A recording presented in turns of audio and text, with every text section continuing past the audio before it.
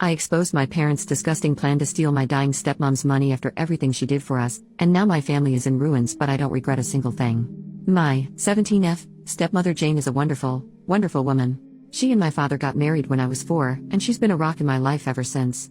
My mother was always my primary caregiver, but up until that point her relationship with my father was acrimonious, and I basically never saw him. Jane was the reason they developed a stable co-parenting relationship. She encouraged everyone having a good relationship with each other and was always there to support me and my mom when things got rough. Jane was always a really hard worker. When she met my dad, he was living out of a hotel and my mother was doing everything in her power to keep me away from him because she was petty and angry that their relationship didn't work out.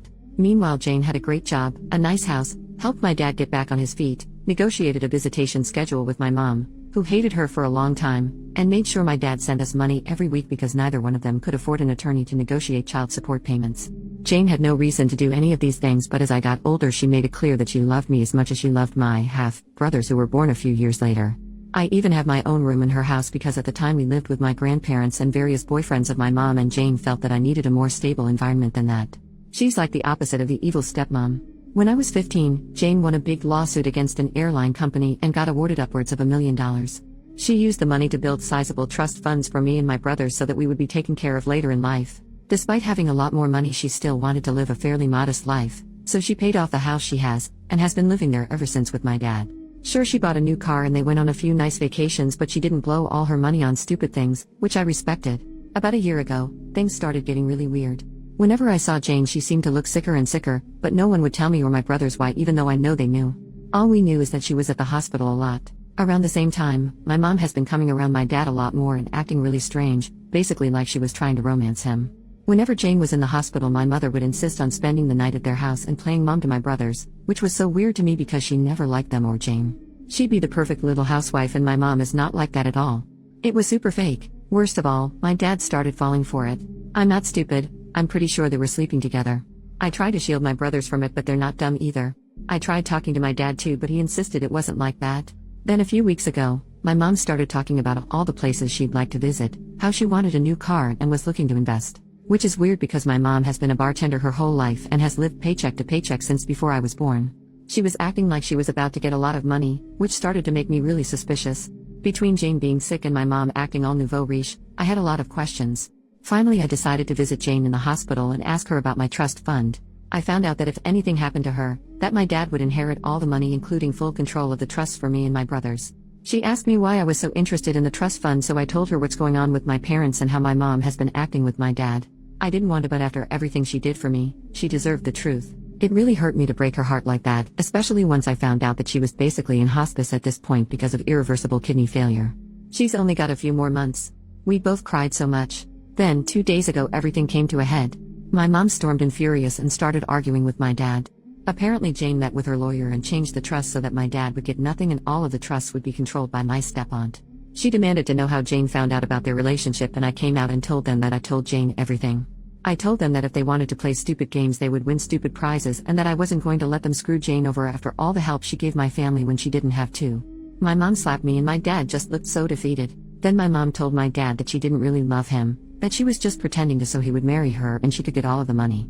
The worst part about it is that my brothers witnessed the whole thing, and now on top of their mom dying they have to deal with a cheating dad and his vindictive ex. Our whole family is in ruins and I feel like it's my fault even though I know it's not. Yesterday, I visited Jane again and told her about the fallout. She apologized and said that she had to dissolve my trust fund to make sure my mother didn't get a hold of the money, but that as her oldest I will inherit the house and property after she is gone, and that's worth more than the other 2 trust funds combined. My father won't get anything because she's going to divorce him before she dies, and honestly I'm happy for her. She made me promise to take care of my brothers and told me that once I turn 18 this summer I can kick my dad out of the house if I want to. And I fully plan to do that, by the way. I haven't talked to my dad since, and I can't even look at my mom. I can't believe they would conspire to do this to Jane after all this time. Just proof that they deserve each other, and I'm embarrassed that they're my parents. Once I turn 18 I'm going to cut my dad out as much as I can and cut my mom out completely. I hope she rots. Meanwhile I'm going to try and be at the hospital as much as I can until Jane passes away. Anyways, I just needed to vent. I'm really messed up about the whole thing and I feel super betrayed, although I can't even begin to imagine how Jane feels. I'm gonna be so messed up when she dies. I can't even think about that right now. But at least she's not surrounded by people who just want to bring her down. Thanks for reading. Edit. Some people are asking a lot of the same stuff, so I'll just clarify here. About my brothers, my plan is to use some of the estate money to fight for guardianship for my twin brothers so that they can live in the house while I kick my dad out. If I can't get guardianship, then I will have to let my dad stay in the house. However, once I turn 18, I will technically be an adult, so even if my dad leaves, I'm still legally able to be responsible for them. The only thing I won't be able to do is stop him from taking them if he leaves. But they will be 18 in 6 years, so even if they do have to leave, they will always be able to come back whenever they want. In a perfect world, my dad would just leave and let my brothers stay with me, which I'm sure my bio mom would be very supportive of, because right now she hates all of us, and I doubt that will change anytime soon. The trust, from what I understand, my brothers will inherit 1/3 each of the estate, and the remaining 1/3 will be used to keep the house running until they turn 18. After that, it will be up to me if I want to keep the house or sell it. At that point, my brothers will still have money left in the trust, so they can branch out or do whatever they want. Otherwise, I will not sell the house and just pass it on to them, or keep it and maintain it myself, and they can just stay with me as long as they need to. Edit to the edit. So I just spoke to Jane, and she told me that the reason she dissolved the trust is because originally it was going to be split 3 times between us kids, and my dad would inherit the house. She dissolved my third and switched it over to make it to take care of the house maintenance, and instead put the house in my name so my dad wouldn't get it. Plus, by doing that, at least financially, I would be getting a much bigger share. The house is worth about 1.5 times the amount of my brother's trusts. I just wouldn't be able to do anything with it until my brothers are 18, which I'm totally cool with. Sorry if I don't have a better answer, but I'm just trying to translate what she told me. My parents, the big fight happened on Sunday, and I haven't spoken to either of my parents since. I think they're both at my mom's place right now, but that's fine with us because we're all still mad at them, so they can stay gone for all we care. I know technically that's not legal to just leave us alone, but I've been taking care of my brothers for over a year. I can handle a few days while he gets his crap together. Screw both of them. Hope that clears some stuff up. Additional information from OP on her parents, stepmom's health, trust funds. Why isn't Jane on dialysis? I don't remember the exact details, but Jane has a genetic condition where she gets cysts on her kidney. She already had a transplant a few years ago, but now she developed problems with her arteries or something in her legs, so she doesn't qualify for dialysis. She could get another transplant, but she doesn't want to because the last time was so traumatic, rejections, etc., so she decided to just let herself go onto maintenance medications to prolong her death until she gets her affairs in order. She has a few other health problems that make the typical treatments really dangerous, and according to her, she'd rather die surrounded by loved ones than on an operating table. Dissolving the trust fund, Jane told me she didn't technically have to do it, but she didn't trust my bio parents not to do something shady and get a hold of the money before I turn 18. Even if my aunt controlled the fund, my dad would still be able to collect if something happened to Jane before I turn 18. Her lawyer suggested it's better safe than sorry. I agreed that it was the best option. I'm not an expert though, I don't know the details. How my mom knew, like I said before, I'm pretty sure Jane told my dad, who then told my mom, and that's how the argument started. I can't think of any other way, and I didn't really care enough to ask. Jane's thoughts on my mom. She didn't know my mom was doing all of that. My mom has her own place and would only come over whenever Jane was in the hospital for a few days at a time. I've been living with my dad for a little over a year, so he probably told Jane that my mom was there to spend time with me, if he told her at all. Besides, she didn't move in until a few months ago, which I guess is when they started hatching their plan. Jane never outright banned my mom from visiting, so there really wasn't anything she could do. The money in the house, the remainder of the money belonging to the estate that hasn't been put into trust for my brothers, is going to be used to maintain the house, utilities, taxes, etc., until my brothers are 18, and then I can either choose to sell the house or keep it and maintain it myself if I'm able to. I plan to go to school in that time and get a better job with the goal of keeping the house, but if I can't, then I have the option to sell it. Not that I will, but that's how it was explained to me. First update, 3 months later. Hi guys, it's me again. A lot of you asked me for an update on my situation with Jane and my family, so I've come back with a few things that have happened since I initially posted. I will try to organize this in a way that addresses the major points of last time. Jane is still alive and doing surprisingly well considering the circumstances. She's always been a fighter, and although her disease has been progressing, she's keeping a positive attitude with everything that is going on. She says she's grateful that she was able to see everyone's true colors before she passed, so she could go into the next life knowing the truth. We have become so unbelievably close in the past few months, and it's getting harder and harder to know that she's getting close to the end. She doesn't ever talk about it though, and I know it's because she doesn't want to hurt me, but we both know the situation, so we're just making the best of our time. I'm also not being completely transparent about all of the drama at home, but to be honest, I don't think she needs to hear all of that. We did end up having that surprise celebration of life that I planned. A lot more people showed up than I thought, but they all got an Airbnb near the hospital where Jane is, and we were able to take her out and spend some time at lake near the facility. It was super low-key, which I know Jane preferred, and I was even able to get her old college friend to come after I found him on LinkedIn lol. We had food and there was music and we played games, and it was overall a really great time, except Jane started crying at the end, but she promised me it was just because she was grateful. My brothers are also doing okay. My aunt, Jane's sister, is currently paying for them to go to therapy, and they've become a lot more open about talking about the situation. They just turned 13, but a lot of the time it feels like I'm talking to actual adults lol. They become really independent lately, in a good way, and aside from me driving them places, I don't really have to do much for them anymore. Their grades aren't super great, but they're not failing, and considering the circumstances it could be a lot worse. They still hang out with friends, and I'm keeping an eye out for like depression symptoms and stuff. The situation with my mom is as funny as it is embarrassing, TBH. She spent a few weeks ignoring us, and then she tried to crawl back into my life, basically begging me to let her move in because her lease is about to expire and she has nowhere to go. That convo went about as well as you'd think, and she ended up calling me an ungrateful beach and that I couldn't just ignore her because she's my mom. I told her to get out of the house before I called the cops and to go back to my dad, who at that point was only coming home every few days to check on us and grab some clothes. After that, she tried coming by a few times, and when I wouldn't open the door she would lose her mind and start yelling through the neighborhood. After 3 instances of this, I finally called the cops, but because I'm 17 they told me there's a possibility that I would have to go home with her since technically I'm a minor and need to be with a custodial parent. I told them no way because I was the only one watching my brothers at the moment. That led to a whole thing where after a few hours my dad basically showed up, and I was allowed to stay there because there was finally an adult present, and I'd basically lived there for over a year.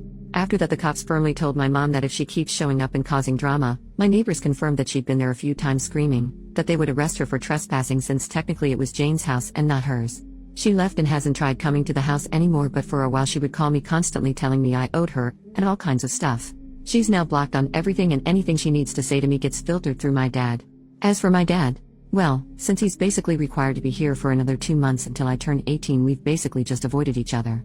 It's not too bad though, because I've been heavily relying on guilting him for everything to get my way. For example, he was going to contest the divorce, but I threatened to kick him out when I turn 18 if he does that, so he just signed all the paperwork for a quickie divorce and is basically doing whatever Jane tells him to do. I don't openly disrespect him or anything, he's still my dad, but I've made it clear that I have no intentions on doing anything he says ever again, and he doesn't fight me on it. Most of the time he's just in his room, and sometimes he'll go back to my mom's, but only for a day or two before they argue and she kicks him out again. Lol. I haven't decided whether or not I'll kick him out yet, and we haven't talked about it either, so I'm kind of playing it by ear. As for me, I'm handling everything as good as I can. I found a new job where I make a little more money, so I've been focusing on saving as much as I can and just being there for my brothers. Between working in school and visiting Jane, I've been so busy I haven't really had time to really stop and think about everything, but I know it'll come. One of my friends has really stepped up and helped me manage everything, and I'm super grateful to him for being there for me and my brothers, so we'll see how that goes. Anyways, I wish I had something more exciting to share, but that's what's happened since my last post. Thanks again for all the support on my last post. Final update, 7 months later. Hello everyone, it's me again. I've gotten quite a few messages in the past months asking for an update, so I'm going to post my final update here and hope that it's enough to answer the questions everyone has been asking. I'm sorry that it took so long to update, but a lot has been going on. As many of you may already assume, Jane passed away early fall of this year. It was very traumatic and sudden, but the silver lining is that she exceeded every doctor's expectation for her life, and when she did go, she was surrounded by family, including me, my brothers, and my dad. She was on palliative care and felt no pain except for a brief moment right at the end, and we are all very grateful for that. Towards the end, Jane was physically pretty much done, but her mind was as sharp as ever. I took the advice of many of you here and recorded some voice notes for my brothers. I originally wanted to do video, but by the time we were able to do it, we both decided they didn't need to remember her wrapped in tubes and in a hospital gown. She also wrote many letters for her friends, family, and even for me to open when I reached certain milestones. She gave me one to open right after she passed away, and while I won't share too many details, I can say with absolute certainty that she is and forever will be who I consider my mother without question. It was very, very emotional for everyone, and although it has been a few months, I am still very heartbroken about her no longer being with us. She was a kind, gentle woman, and in my heart she is everything I aspire to be. My brothers are obviously very hurt about our mom dying, but just like before, they are taking it surprisingly well. They are still going to therapy both together and separately, and we have a lot of conversations whenever they feel like talking. We've always been close, but I feel like we're closer now. Even though I work, we hang out as often as we can, and I'm doing everything I can to be the support that they need. They don't know it, but I definitely need them as much as they need me, because they're the only ones I can really talk to about anything. Ironically, now that our family glue is gone, we're pulling together stronger than before. My dad and I mended the fences, so to speak. We went to a few therapy sessions together where he took full responsibility for his behavior, and I've forgiven him as much as I can, especially since he eventually started doing everything he could to be there for Jane at the end, even though they still went through with the divorce. He's still living with us and things are a little tense, but they're much better than before. He's my dad and I love him, but he was also broken by Jane's condition and he wasn't able to cope in a healthy manner. Her dying really brought some light into his eyes, so to speak, and now he's really stepping up to be the man he was supposed to be. A lot of people commented saying too little too late, but again, he's my dad, and for my own mental health I have chosen to forgive him. As far as I know, my bio mom pretty much vanished off the face of the earth when I turned 18. She tried a few times to convince me to let her live with us, but I wasn't having any of it. Even my dad told her he's officially done, and after we all blocked her on everything, she stopped reaching out.